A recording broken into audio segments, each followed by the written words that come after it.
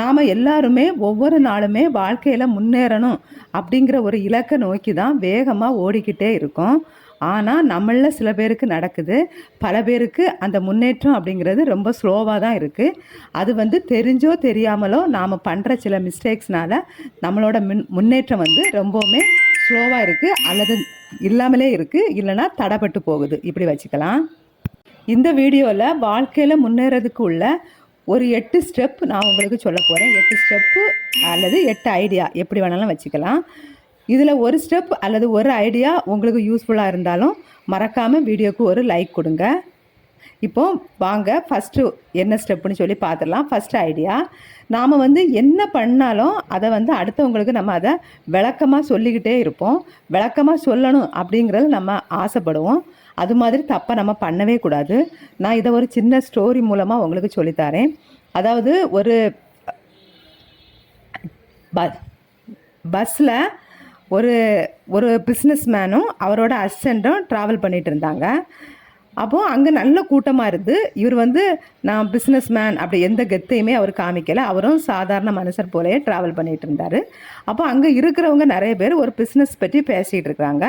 அந்த பிஸ்னஸ் என்னென்னா இவர் பண்ணுறது தான், இவரோட கம்பெனி, இவரோட பிஸ்னஸ் பற்றி தான் அவங்க பேசிகிட்டு இருக்கிறாங்க. அதில் எல்லாருமே பேசினவங்க எல்லாருமே அந்த பிஸ்னஸை பற்றி ரொம்பவுமே குறையாக தான் சொல்லிக்கிட்டு இருக்காங்க.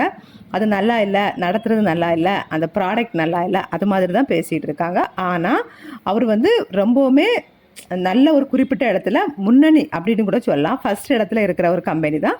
ஆனால் மக்கள் பப்ளிக்கில் இது மாதிரி பேசிகிட்டு இருக்காங்க. அப்போ அவரோட அசிஸ்டண்ட்டுக்கு ரொம்பவுமே கோபம் வருது. இல்லை அப்படிங்கிற மாதிரி மறுத்து பேசுறதுக்கு ஆசைப்படுறாரு. ஆனால் இவர் அதை தடுத்து நிறுத்திறாரு. ட்ராவல் முடிஞ்சு வெளியில் வரும்போது அசிஸ்டண்ட்டு கேட்குறாரு பிஸ்னஸ் மேன்ட்ட, ஏன் சார் இவங்க இப்படியெல்லாம் பேசிகிட்டு இருக்காங்க, நீங்கள் அதுக்கு மாற்று கருத்தே சொல்லலையே, மறுப்பு எதுவுமே தெரிவிக்கலையே அப்படின்னு சொல்லி. அப்போ தான் பிஸ்னஸ் மேன் சொல்லுவார், நான் அங்கே இருந்து பேசுகிறவங்க எல்லாரையுமே கவனித்தேன். யாருமே என்னோடய பிஸ்னஸ் பற்றியோ என்னோடய ப்ராடக்ட் பற்றியோ அவங்களுக்கு எதுவுமே முழுசாகவே தெரியலை. அப்படி தெரிஞ்சிருந்தவங்களுக்கும் அறகுறை, நிறைய பேருக்கு எதுவுமே தெரியலை, தெரிஞ்சிருந்தாலும் அவங்களுக்கு அறகுறை தான். நான் இவங்கள்ட்ட இப்போ இதை பற்றி மாற்றி பேசினேன்னா தெரியாத ஒன்று அவங்களுக்கு பேசும்போது அவங்களுக்கு புரிய போகிறதில்ல, என்னோடய எனர்ஜி வேஸ்ட் ஆகும்.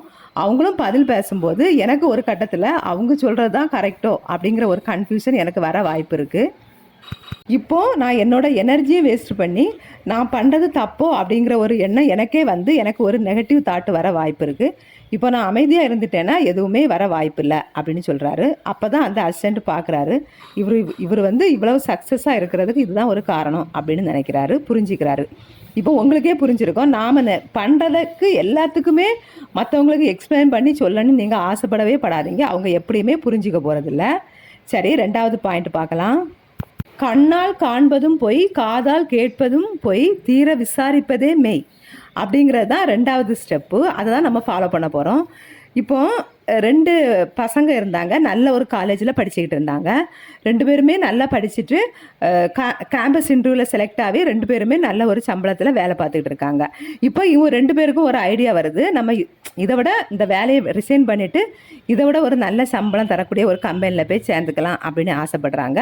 அப்போ இது பற்றி அவங்க யோசிச்சுட்டு இருக்கும்போது அவங்களுக்கு ஒரு இன்ஃபர்மேஷன் வருது, இப்போதைக்கு வந்து வெளியில் போனால் வேலை ஆஃபர் வந்து ரொம்பவுமே கம்மியாக இருக்குது, அதனால் இந்த வேலையை நீங்கள் விடாமல் இருக்கிறது நல்லது அப்படின்னு ஒரு கான்செப்டில் ஒரு நியூஸ் வருது.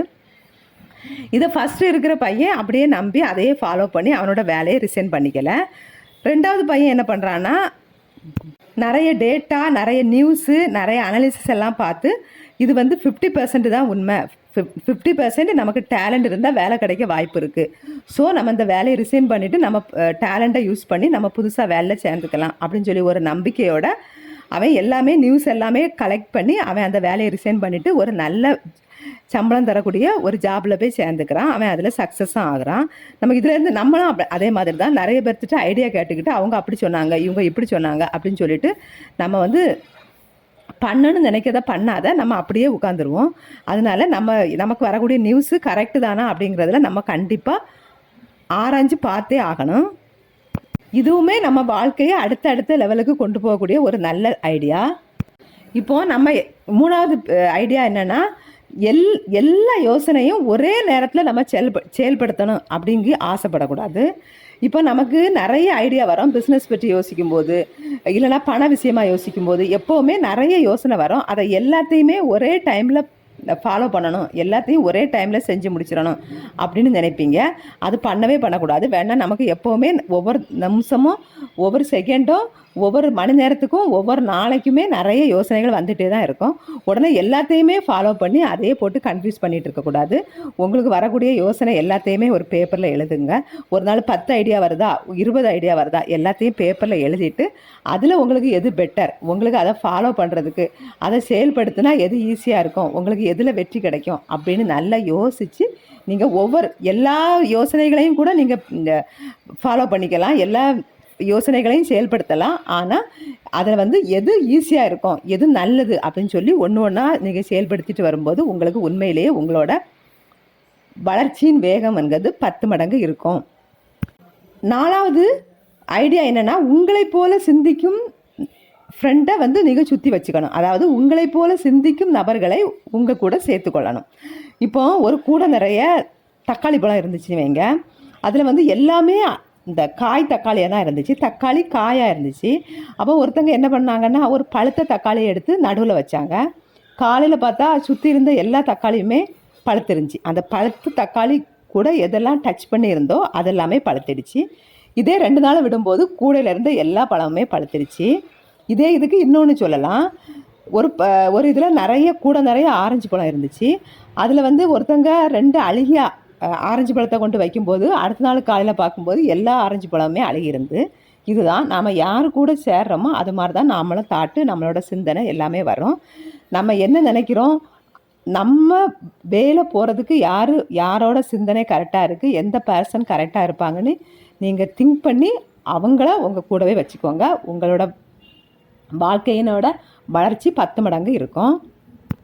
அடுத்தது, எப்பவும் டெய்லியுமே ஏதாவது ஒன்றை கற்றுக்கிட்டே இருக்கணும், ஏதாவது ஒன்றை பற்றி தெரிஞ்சுக்கிட்டே இருக்கணும். ஒன்று சொல்லுவாங்க தெரியுமா, கற்றது கையளவு, கல்லாதது உலகளவு. நமக்கு தெரிஞ்சது உண்மையிலே கொஞ்சம் தான் இருக்கும்.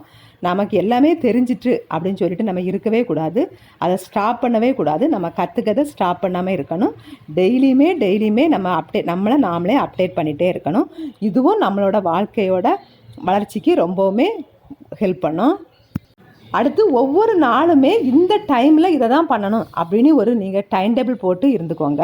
அது எப்படி முடியும் அப்படின்னு யோசிக்கக்கூடாது. ஒரு நாள் நிறைய பேர் அப்படி தான் ஒரு விஷயத்தை ஒரு நாள் பண்ணுவாங்க, அடுத்த நாள் சோம்பேறித்தனத்தினால விட்டுருவாங்க. 5 மணிக்கு எந்திரிக்கன்னா கரெக்டாக 5 மணிக்கு எந்திரிக்கணும். 5 மணிலேருந்து 6 மணி நேரம் எக்ஸசைஸ் பண்ணணும்னா டெய்லியுமே 5 மணிலேருந்து 6 மணி நேரம் எக்ஸசைஸ் பண்ணணும்.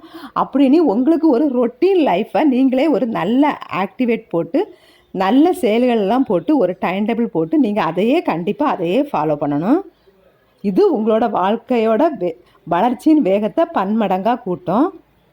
அடுத்து 7வது பாயிண்ட் என்னென்னா, உங்களுடைய முயற்சியின் வேகத்தை 2 மடங்காக அதிகரிக்கணும். அதாவது ஒவ்வொருத்தரும் சொல்லுவாங்க, நானே சொல்லியிருக்கேன், 24 மணி தானே இருக்குது, நமக்கு நேரம் எப்படி போகுதுன்னே தெரியல, நேரமே பத்த மாட்டேங்குது, இப்படியெல்லாம் புலம்பிகிட்டு இருக்காமல் நம்மளோட அது ஒரு சமையல் வேலையாக இருக்கட்டும், ஒரு கிச்சன் வேலையாக இருக்கட்டும், நம்ம பண்ணுற வேலையை கொஞ்சம் ஸ்பீடாக பண்ணும்போது நமக்கு நிறையவே டைம் மிச்சமாகும். நமக்கு அது நல்ல ஒரு விஷயத்துக்காக யூஸ் பண்ண முடியும். அதனால் நம்மளோட செயல்திறனை நம்மளோட எந்த வேலையை செய்தாலும் அதை ஸ்பீடாக பண்ணி முடிக்கிற மாதிரி பார்த்துக்கோங்க. இதுவும் நம்மளோட வாழ்க்கையில் வளர்ச்சியை 10 மடங்காக பெருக்கிறதுக்கு, 10 மடங்கு வேகத்தில் முன்னேறதுக்கு ஒரு நல்ல ஐடியாவாக இருக்கும். அடுத்து லாஸ்ட்டு 8வது, முடியாது அப்படிங்கிற ஒரு வார்த்தையை உங்கள் லைஃப்பில் அதிகமாக யூஸ் பண்ணி பாருங்கள். நிறைய பேர் முடியாது அப்படிங்கிற ஒரு வார்த்தையை சொல்கிறதுக்கு பயந்துக்கிட்டே, அந்த தைரியம் இல்லாமலே ஃபுல்லாக அவங்கள எல்லாத்தையும் உள்ளே இழுத்து போட்டு ஃபுல்லாக அவங்கள ஒரு வெயிட்டாகவே வச்சுக்குவாங்க. அவங்க இருக்கிற நிலைமையிலேருந்து அடுத்த நிலைமைக்கு மூவ் பண்ண முடியாத அளவுக்கு அவங்கள ஒரு வெயிட்டாக டைட்டாக வச்சுட்டு இருப்பாங்க. அப்படி இல்லாமல் உங்களால் முடியாதுங்கிற ஒரு விஷயத்த, உங்களுக்கு தேவையில்லாத ஒரு விஷயத்த நீங்கள் யாராவது சொல்லும்போது நோ சொல்லி பழகுங்க. தேங்க்யூ.